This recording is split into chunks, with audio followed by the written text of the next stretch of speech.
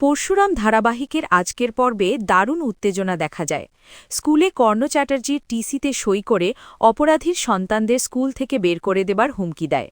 লহরী ma'am তার এই অন্যায়ের প্রতিবাদ করেন।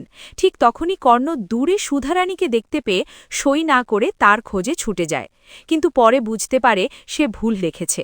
আসলে তটিনী পরিকল্পনা করে সুধার গলার স্বর নকল করে কর্ণকে বিভ্রান্ত করে রাখছিল।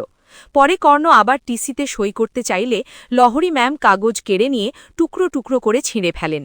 কর্ণ হুমকি দিয়ে চলে যায় যে আজ না হলেও কাল সে টিসি দেবে। অন্যদিকে পরশুরাম আগে থেকেই ফ্ল্যাটে লুকিয়েছিল, কারণ তার সন্দেহ ছিল বিজিত সেখানে আসবে। বিজিত রাতে টর্চ নিয়ে ফ্ল্যাটে ঢুকে শিবানীর ছবি দেখে চমকে যায়। ঠিক তখনই শিবানীর কণ্ঠস্বর শুনে সে ভয় পেয়ে যায়। পালাতে গেলে পরশুরাম তাকে ধরে ফেলে এবং তার মুখোশ খুলে দিতে চায়, কিন্তু অন্ধকারের সুযোগ নিয়ে বিজিত পালিয়ে যায়, যদিও নিজের চশমা ফেলে যায়। পরে পরশুরাম ফোনে জানায় খুব তাড়াতাড়ি সে প্রমাণ করে দেবে যে বিজিত আর বিজনলাল একই ব্যক্তি। এদিকে আয়েশিও বিজিতকে সন্দেহ করতে শুরু করে।